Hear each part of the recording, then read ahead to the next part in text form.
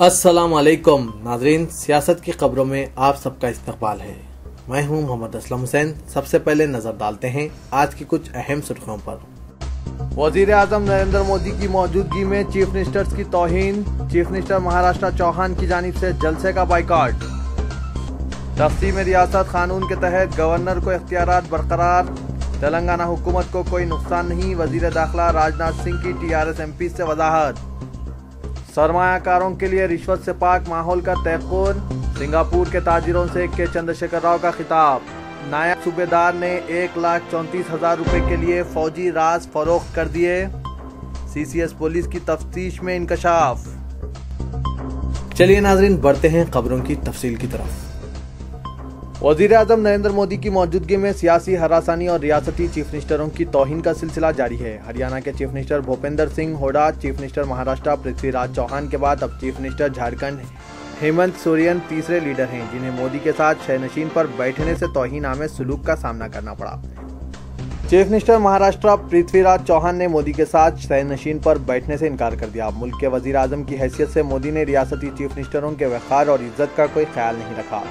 मोदी के हामियों ने जलसेगाह में जबरदस्त नारे लगाए और सहनशीन पर बैठे रियासती चीफ मिनिस्टर्स की तौहीन की। इस तरह के मुतवातिर वाक़यात के बाद कांग्रेस और बीजेपी के दरमियान शदीद लफ्ज़ी जंग शुरू हो गई है। चीफ मिनिस्टर झारखंड ने, जो कांग्रेस के हलीफ लीडर हैं, इल्ज़ाम आयद किया कि वज़ीर आज़म मोदी की मौजूदगी में सरकारी तकरीब के मौके पर बीजेपी हामियों की जानिब से सियासी मुखालिफिन की तौहीन की गई। इनकी ये हरकत मरकज़ रियासत ताल्लुकात को पामाल करने के मुतरादिफ है। जलसे में मोदी के सामने किसी दूसरे लीडर या चीफ मिनिस्टर की तौहीन करना, शोरगुल करना जैसे वाक़यात जमहूरियत की इस्मत रेजी के मुतरादिफ है।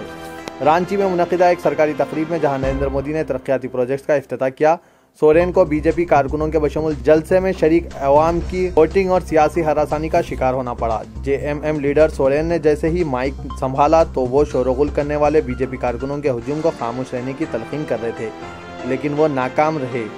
ताहम सोरेन ने अपनी तकरीर जारी रखी और नरेंद्र मोदी ने अवाम को सब्र व तहम्मुल से रहने का इशारा दिया, लेकिन सोरेन की तमाम तकरीर के दौरान नारेबाजी की गई।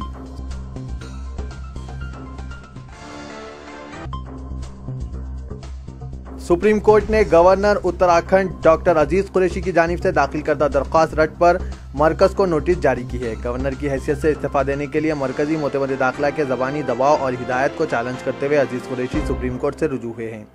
मोदी हुकूमत की जानिब से गवर्नरों को बरतरफ करने के इक़दाम को चैलेंज करते हुए अजीज कुरैशी ने सुप्रीम कोर्ट में दरख्वास्त दाखिल की थी, जिस पर chief ministers RM Lodha, justice तोरेन जोसेफ और जस्टिस रोहिन निर्मन पर मुश्तमिल 3 रुकनी बेंच ने मरकज को 6 हफ्तों में जवाब दाखिल करने की हिदायत दी है।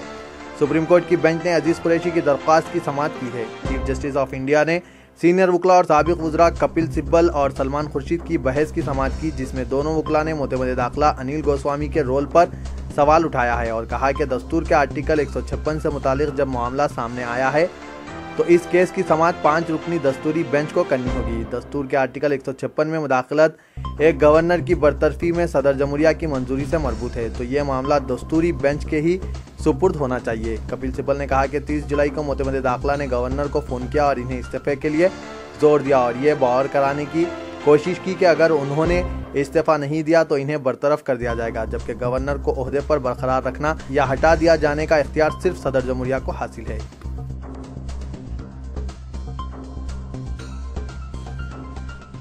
मरकजी वजीर दाखिला राजनाथ सिंह ने TRS अरकान पार्लियामेंट पर वाज़ेह कर दिया कि आंध्र प्रदेश तंजीम जदीद कानून 2014 के तहत गवर्नर को इख्तियारात हासिल रहेंगे। TRS के अरकान पार्लियामेंट ने नई दिल्ली में मरकजी वजीर दाखिला से मुलाकात करते हुए गवर्नर ESL नरसिम्हन को हैदराबाद के लॉ एंड ऑर्डर के सिलसिले में जायद इख्तियारात की तजवीज़ की मुखालिफत की। बताया जाता है कि मरकजी वजीर दाखिला ने अरकान पार्लियामेंट से कहा कि गवर्नर को रियासत की तकसीम के कानून के तहत जो इख्तियारात दिए गए हैं वही बरकरार रहेंगे। अरकान पार्लियामेंट ने कानून तकसीम आंध्र प्रदेश की दफ़ा 8 के तहत गवर्नर को दिए गए इख्तियारात के सिलसिले में अपने एतराज़ात पेश किए। उन्होंने कहा कि दफ़ा 8 में गवर्नर को जो इख्तियारात दिए गए हैं इस पर TRS को कोई एतराज़ नहीं, ताहम इसके अलावा जायद इख्तियारात की फराहमी के वो मुखालिफ हैं। TRS अरकान पार्लियामेंट ने लॉ एंड ऑर्डर के मसले पर गवर्नर को आज़ादाना फैसलों का इख्तियार दिए जाने से मुतालिक तजवीज़ की सख्ती से मुखालिफत की। अरकान पार्लियामेंट की समाअत के बाद मरकजी वज़ीर दाखिला ने कहा कि तक़सीम आंध्र प्रदेश कानून में गवर्नर को जिन इख्तियारात का जिक्र किया गया है वही इख्तियारात बरकरार हैं और इनमें कोई तब्दीली नहीं की गई है। चीफ मिनिस्टर को जो इख्तियारात हैं वही बरकरार रहेंगे, इनमें कोई कमी नहीं की जाएगी। उन्होंने वाज़ेह किया कि सिर्फ गैर मामूली और हंगामी सूरत हाल में गवर्नर को इख्तियारात के इस्तेमाल का हक हासिल है और इसी लिहाज से मरकज ने गवर्नर को इख्तियारात दिए हैं। वज़ीर दाखिला ने वाज़ेह किया कि मरकज के इस फैसले से तेलंगाना हुकूमत को कोई नुकसान नहीं होगा और इसके इख्तियारात में मुदाखलत का सवाल ही पैदा नहीं होता।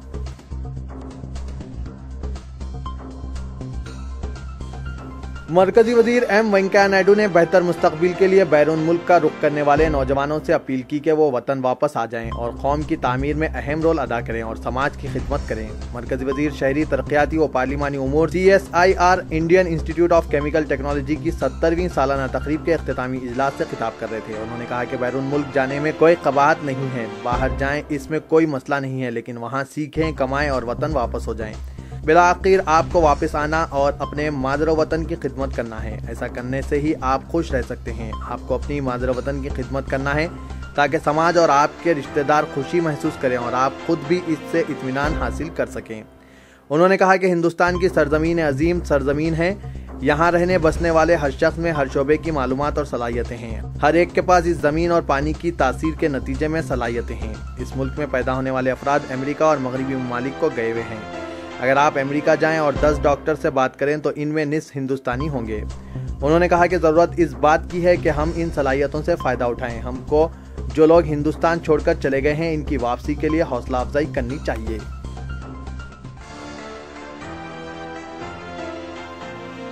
चीफ मिनिस्टर तेलंगाना के चंद्रशेखर राव ने सिंगापुर में सरमायाकारों को तयक़ुन दिया कि इनकी हुकूमत का बड़ा मंसूबा यह है कि नौ तश्कीलशुदा रियासत को करप्शन से पाक माहौल में प्रोजेक्ट्स की मंजूरी में सरहद पैदा करते हुए तरक्की के अमल को तेज किया जाए। सिंगापुर के सरमायाकारों के साथ कारोबारी इजलास से खिताब करते हुए चंद्रशेखर राव ने तयक़ुन दिया कि तेलंगाना को करप्शन से बिल्कुल पाक रियासत बनाया जाएगा और यहाँ तहफ़्फ़ुज़ व सलामती के माहौल को बेहतर बनाया जाएगा।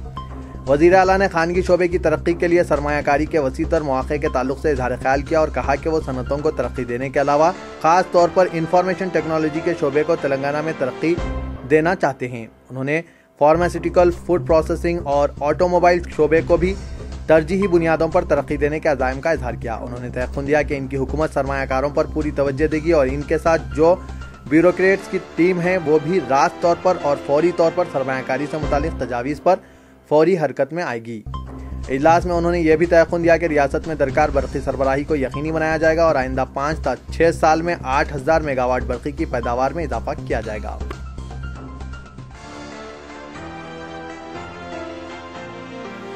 तेलंगाना हुकूमत की जानिब से हैदराबाद शहर को आलमी शहर की हैसियत से तरक्की देने के मंसूबों के ऐलान के बाद रियल इस्टेट डेवलपर्स को उम्मीद है कि आइंदा 6 से 8 माह में कीमतों में 40 से 50% तक इजाफा होगा। अलहदा रियासत तेलंगाना के क़याम और नई हुकूमत की तश्कील के बाद अब जबकि सियासी गैर यकीनी कैफियत ख़त्म हो गई है, ऐसे में रियल इस्टेट शोबे को उम्मीद है कि मार्केट की सूरत हाल मुस्बित हो गई है। Confederation of real estate developers of India के बामुजिब गुज़िश्ता 3 महीनों में हैदराबाद में कीमतों में 10% इजाफा हुआ है और इससे उम्मीद है कि यह रुझान जारी रहेगा। क्रेडाई के कौमी सदर सी शेखर रेड्डी ने कहा कि मौजूदा रुझान को देखते हुए हमें उम्मीद है कि आइंदा 6 से 8 महीनों में कीमतों में 40 से 50% का इजाफा होगा।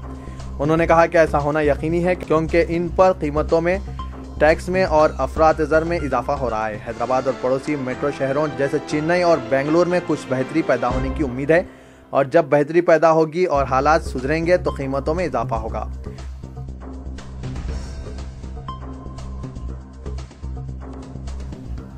पाकिस्तान के लिए जासूसी करने के इल्जाम में गिरफ्तार सूबेदार वतन कुमार पौडार ने CCS पुलिस तहवील में अहम और सनसनीखेज इंकशाफात किए हैं, जिसके बाद दफाई हलकों में हलचल मच गई है। सूबेदार ने तहकीकाती ओहदेदारों को यह बताया कि वो साल 2013 से अनुष्का अग्रवाल नामी खातून से सोशल नेटवर्किंग वेबसाइट के जरिए रब्त में था और इसने महज चंद फाश तस्वीर और 1,34,000 रुपए के लिए हिंदुस्तानी फौज की अहम व खुफिया तफसीलात फरोख्त कर दी। एक हफ्ते की पुलिस तहवील के दौरान CCS ओहदेदारों ने नायब सूबेदार के लैपटॉप की जांच की, जिसमें कई सनसनीखेज इंकशाफात हुए हैं। 12 अगस्त को CCS पुलिस ने नायब सूबेदार को चंचलगुड़ा जेल से तहवील में लेकर तहकीकात का आगाज किया था। ज़राए ने बताया कि तहकीकाती ओहदेदारों को मालूम हुआ है कि पाकिस्तानी जासूस अनुष्का अग्रवाल की इमा पर मुकामी नौजवान आसिफ अली ने नायब सूबेदार के बैंक अकाउंट्स में वक्फे से 1,34,000 रुपए जमा किए थे और रकम की मुंतकली के लिए कोडवर्ड मिठाई इस्तेमाल किया, जिसके इवज फौजी ने हिंदुस्तानी फौज की अहम तफसीलात, फौज की तैनाती की तफसीलात, आर्टिलरी रेजिमेंट्स, डिवीजन हेडक्वार्टर्स और फौज की नकल व हरकत से मुतालिक तफसीलात फराहम किए थे। नायब सूबेदार अनुष्का अग्रवाल से स्काइप के अलावा फेसबुक चैटिंग और ईमेल से रब्त में था।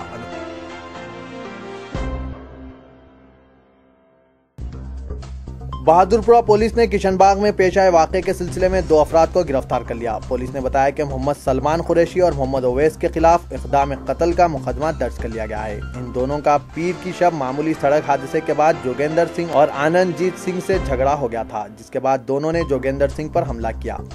पुलिस ने इन्हें गिरफ्तार करते हुए इनके कब्जे से मोबाइल फोन और एक मोटरसाइकिल जब्त कर ली। पुलिस ने बताया कि इस वाक़े के बाद इलाके में हल्की कशीदगी भी फैल गई थी, लेकिन कुछ ही देर में इस पर काबू पा लिया गया।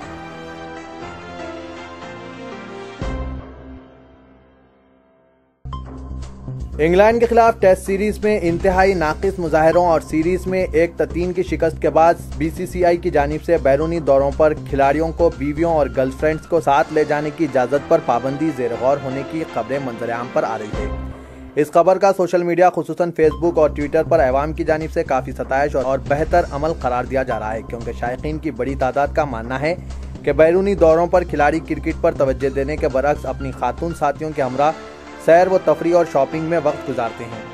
फेसबुक पर इस खबर के पोस्ट होने के चंद लम्हात में ही हजारों शायकीन ने बीसीसीआई की जानिब से इस अमल को बेहतर करार देने के अलावा इस तरह के सख्त इक़दामात को इंग्लैंड सीरीज से पहले ही किए जाने का मुतालबा किया था। अवामी रद्द अमल में यह भी कहा गया है कि IPL दौलत और खिलाड़ियों को मिलने वाले मरात में बैरूनी दौरों पर टीम के मुजाहिरों को मुतासिर किया है। तो ये था आज का खबरनामा। दीजिए इजाजत। अल्लाह हाफिज।